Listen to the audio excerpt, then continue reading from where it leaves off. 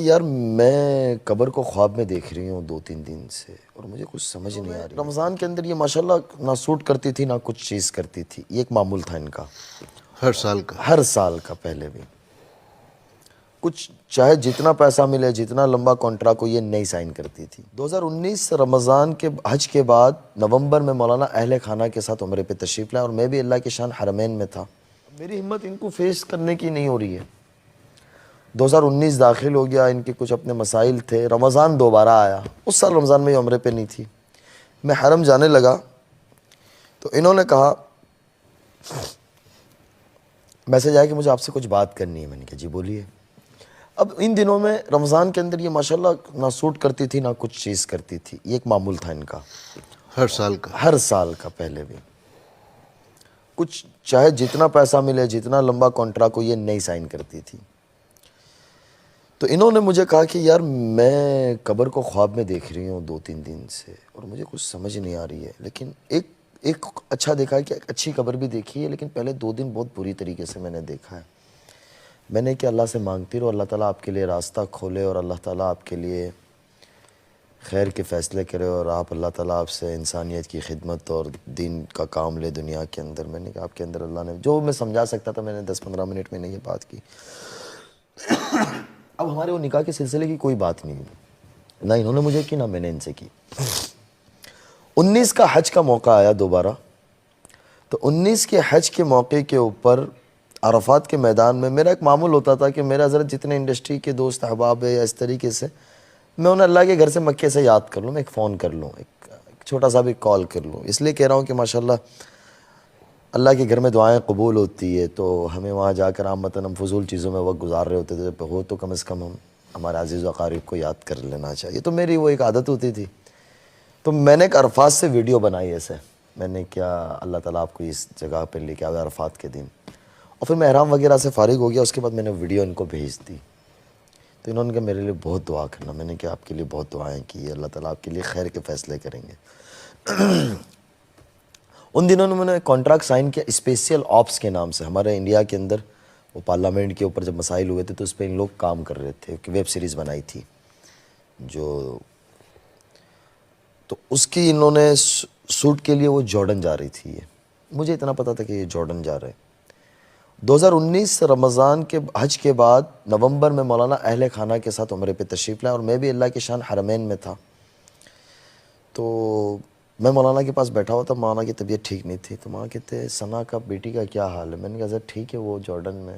میرے دل میں پھر امید کی کرن مجھے پھر نظر آئی, گلدستہ آئی. جی میں نے ایسے کر کے فون نکالا ٹک ٹک کر کے. میں نے کہا حضرت بات کراؤ. بولے جی بات کراؤ.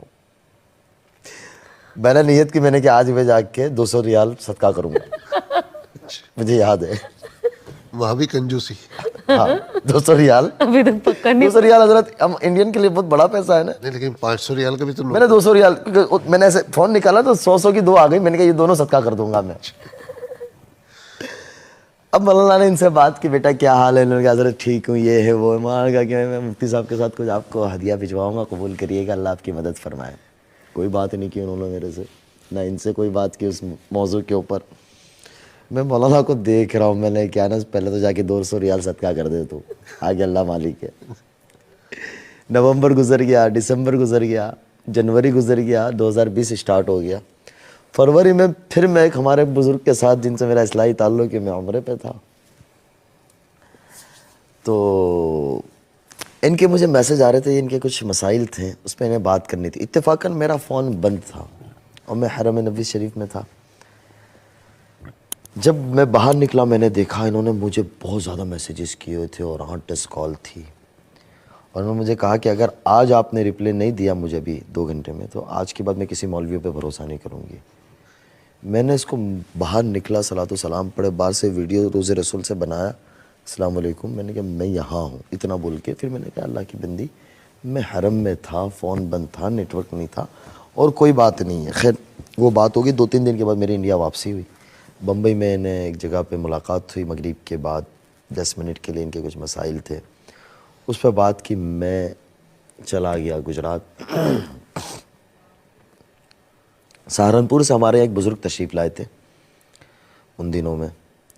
تو میں نے ان بزرگ سے ایسے ہی دعا کے لیے کہہ دیا. میں نے کہا دعا کرنا, ایک رشتے کا ایسا آیا تھا 2 سال پہلے لیکن کوئی بات چلی نہیں, لیکن ابھی دوبارہ وہ بات زندہ ہونے کو لگ رہی ہے, تو آپ دعا فرما دیجئے گا.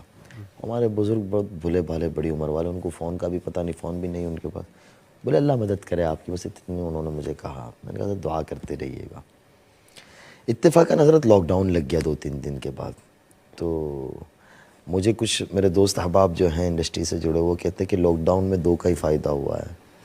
ایک آپ کا فائدہ ہوا, ایک ہمارے امبانی صاحب بڑے بزنس مین ہیں, بولے ان کا پوتا پیدا ہوا تو جانشین بنا, ان کا فائدہ ہوا ہے, باقی سب کا نقصان ہوا ہے.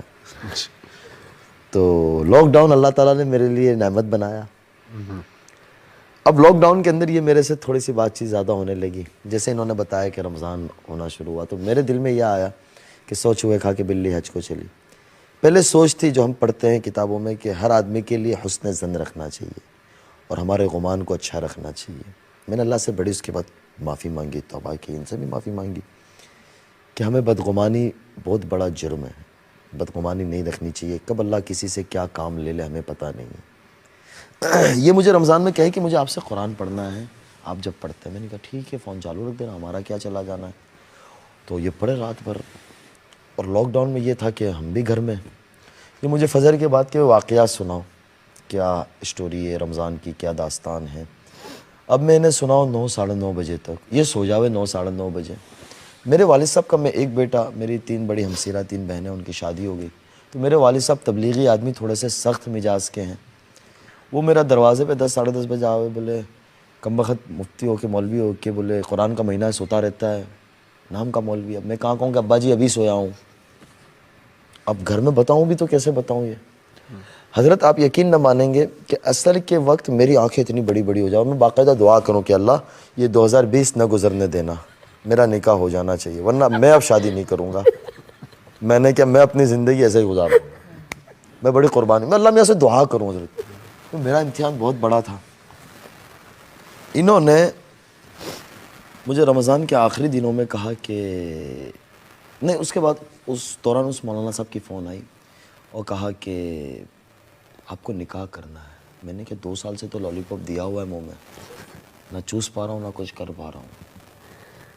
میں نے کہا ٹھیک ہے, میں بول نہیں سکا بڑوں کے سامنے. پھر دوسرے دن ہی مجھے کہتی آپ میرے سے نکاح کرو گے. میں نے کہا 2 سال سے وہ مولوی صاحب کر رہے ہیں, لاک ڈاؤن ختم ہوگا تم اپنی دنیا میں چلی جاؤ گی, میں ایسے بیٹھ رہوں گا. میں نے کہا گلی ڈنڈا کا کھیل تھوڑی نا ہے کہ یار آپ لوگ مذاق ہی بنا رہے ہو. اب میری والدہ حضرت اتفاقاً عامتاً مائیں ہمارے انڈیا کے اندر آپ بیچاری سیدھی سادھی گھر کی ہوتی ہے, گاؤں دیہات کی, تو وہ شادی کی بڑی فکر کرتی ہے. تو میری والدہ میری شادی کی بڑی فکر کرے, وہ روزانہ مجھے ہر لڑکی کے بارے میں کہے بیٹا یہ اتنی اچھی ہے, یہ فلاں بزرگ کے گھر سے, یہ فلاں. میں اب کہوں کیا کہ اماں میں نے جو لالی پاپ میں رکھا ہوا مجھے کوئی اور سمجھ میں ہی نہیں آئے گا. میری والدہ مجھے پوچھا کرے کہ تجھے کوئی جگہ ارادہ ہو, مجھے پوچھتی رہے تو ہم بات کریں بیٹا, ایسی کوئی بات نہیں ہے.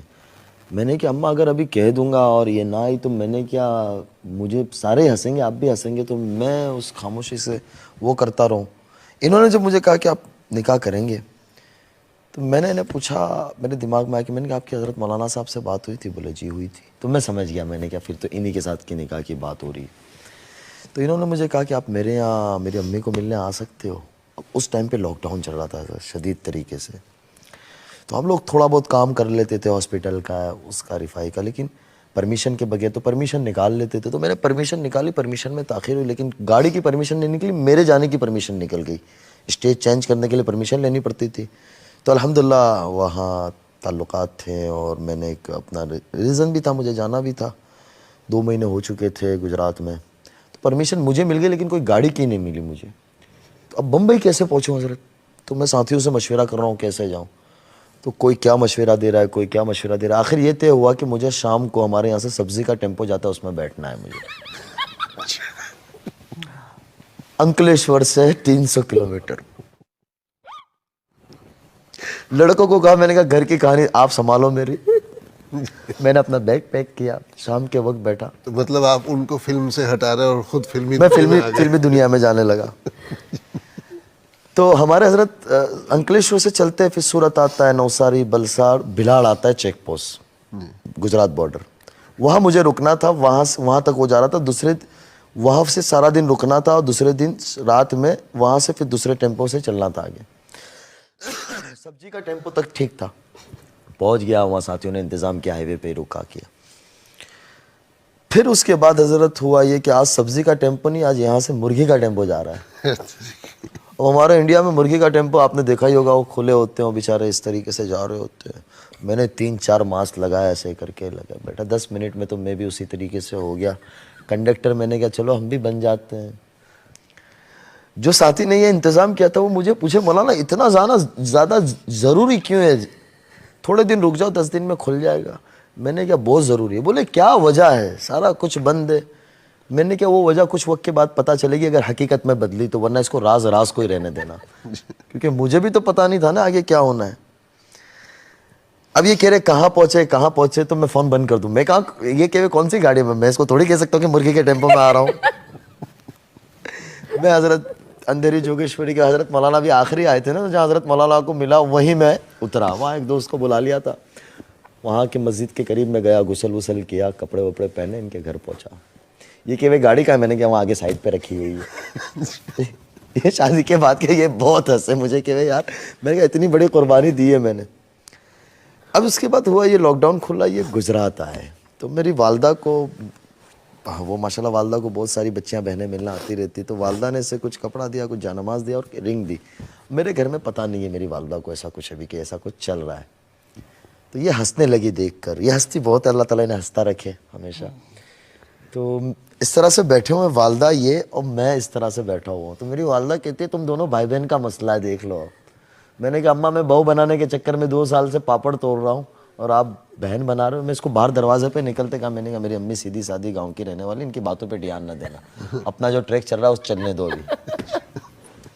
لیکن اتنا ضرور تھا حضرت, میں یہاں یہ کہوں گا کہ میں نے ان سے دینی بات کوئی نہیں کی, نہ میں نے کوئی چیز کا فورس کیا, نہ میں نے ان کو حجاب لینے کا کہا, نہ عبایا لینے کا کہا, نہ نقاب لینے کا کہا. ہمت ہی نہیں تھی. ہمت ہی نہیں تھی. اور یہ خود ہی لیتی چلی گئی ماشاءاللہ. اس کے بعد حضرت ہوا یوں کہ یہ مجھے کہنے لگی کہ اب میں اناؤنس کر کے توبہ کرنا چاہتی ہوں. میں نے کہا یار یہ تو بڑا مسئلہ ہے, آگے لوگ کیسے لیں گے اس کو, پازیٹیو لیتے ہیں نیگیٹیو لیتے ہیں.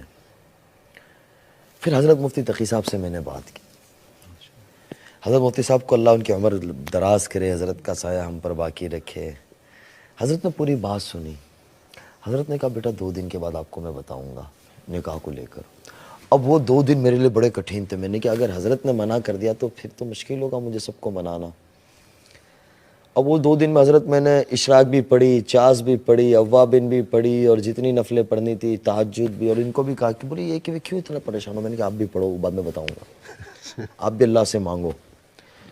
حضرت آپ کو جیسے آپ کا ماشاءاللہ حضرت سے تعلق ہے, تو حضرت ٹائم کے بڑے پابند ہیں. حضرت نے مجھے ایک ٹائم دیا تھا, اس ٹائم پہ آپ مجھے رابطہ کر لینا. میں نے اس ٹائم پہ فون کیا. حضرت نے مجھے بڑی دعائیں دی, وہ کہا اللہ آپ کی مدد فرمائے. پھر مجھے ہمت آ گئی کہ اب دنیا میں کچھ بھی ہو جاوے میری نکاح تو ان سے ہو ہی جائے گا.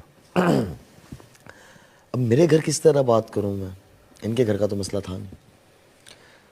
حضرت مولانا سے میں نے پھر عرض کیا تو مولانا نے پھر ایک پیغام بھیجا کہ بسم اللہ الرحمن الرحیم, یہ پیغام انس کے والدین کے نام ہے. ہمیں ایک رشتے کا خیال آیا ہے, پتہ نہیں آپ کے یہاں قابل قبول ہے یا نہیں ہے. اگر ہو جائے تو بڑی اچھی بات ہوگی. ایک لڑکی جہنم کے راستے سے جنت کے راستے پہ آ جائے گی. اللہ اس کے رسول بہت خوش ہوں گے. اللہ آپ حضرات کی مدد فرمائیں.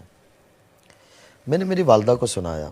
تو میرا جو حضرت خاندانی جو تعلق ہے نا, میرے نانا ہمارے یہاں کے تبلیغ کے بڑے ذمہ داروں میں تھے, قاضی عبدالوہاب صاحب. جی.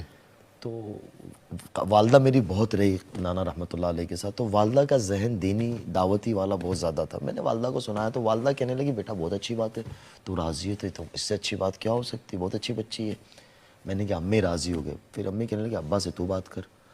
میں نے کہا یار شیر کے گلے میں گھنٹی کون باندھے.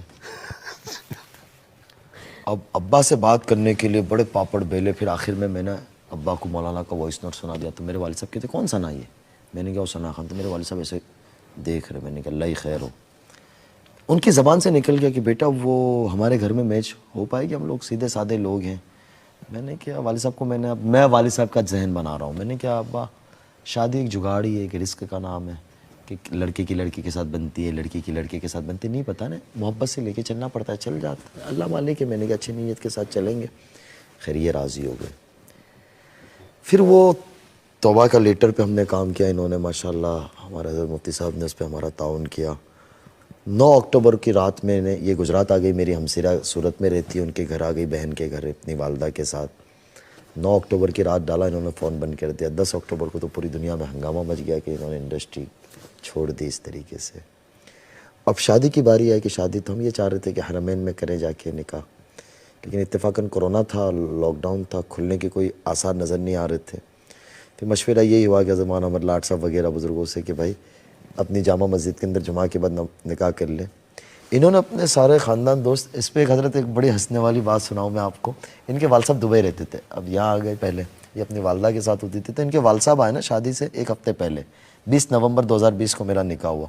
तो मैं बम्बई गया था लेने, एयरपोर्ट से मैंने लेके घर छोड़ा इनके, मैं चला आया, 1.5-2 घंटे में वापस हो गया। इन्होंने अपने वालिद साहब से कहा कि ये आपका दामाद है, आपको किसी को बताना नहीं, कौन है क्या है कुछ नहीं बताना है। इन्होंने अपने किसी दोस्त को यानी सुगंध भी नहीं आने दी हजरत, खुशबू भी नहीं आने दी। और अब निकाह हो चुका था? नहीं, निकाह नहीं हुआ था, अच्छा, नहीं होने वाला तैयारियां चल रही थी। और इनके रिश्तेदारों को इन्होंने कहा कि बेंगलोर में निकाह है, लड़का बेंगलोर का है। इन्होंने सबका रुख उस तरफ मोड़ दिया। जब इन्होंने सबको टिकटें भेजी गुजरात आने की, उस रात पता चला कि गुजरात में है, सूरत के पास। और फिर वहाँ लड़के गाड़ियाँ लेके लेने गए थे। तो जुमा के दिन 1-2 दिन पहले आमतन हमारे यहाँ इंडिया वगैरह हमारे बरसगीर में ये होता है कि लड़का बारात लेके जाता है, ये अपने कुछ रिश्तेदार दोस्तों के साथ, इसको मैंने गुजराती बुला लिया था। 2 दिन पहले जब मैं इनको लेने गया तो मैं दूसरी गाड़ियों में था और ये अपनी गाड़ी में माशाल्लाह ड्राइविंग खुद अच्छी कर लेती है, तो कि मैं अपने वालिदैन को लेके मैं अपनी गाड़ी से चलूँगी। मैंने ठीक है, आगे पीछे गाड़ियाँ थी। तो अब ये मेरे से जब बात कर रही थी ना, कहीं रुके, तो ये इस तरह से बात कर रही थी। तो इनके वालिद साहब इनको पूछते हैं, मैं एक जगह चाय के लिए रुका नवसारी बलसाड़ के पास। इनके वालिद साहब कहते ये लड़का कौन है, बहुत ज़्यादा तुम्हारे से क्लोज हो रहा है। इन्होंने इनके वालिद साहब को ऐसा डरा दिया था कि वालिद साहब इनका मेरा नक्शा भी भूल गए, चेहरा भी। तो ये कहते हैं कि अब्बा यही वही तो लड़का है। ये आ गई, खैर दूसरे दिन निकाह हुआ और फिर सारी दुनिया में जिस तरीके से हंगामा। लेकिन अल्हम्दुलिल्लाह अल्लाह का बहुत शुक्र है, हज़रत इन्होंने बहुत साथ दिया और बहुत बड़ी क़ुरबानी दी, क्योंकि वो बम्बई की दुनिया ऐसी चकाचौंध है हज़रत की, बहुत मुश्किल है उससे पीछे आना, क्योंकि इतनी सारे आराई से दुनिया है, आराई से ज़िंदगी है। अल्लाह इन्हें जज़ाए खैर दे। अब तो हज़रत कभी कभी ये लगता है कि मैं बॉलीवुड में था, ये मदरसे में थी। आमाल में माशाल्लाह ये बहुत आगे हैं, मुताला हर चीज़ के अंदर। दुआ फरमाइए।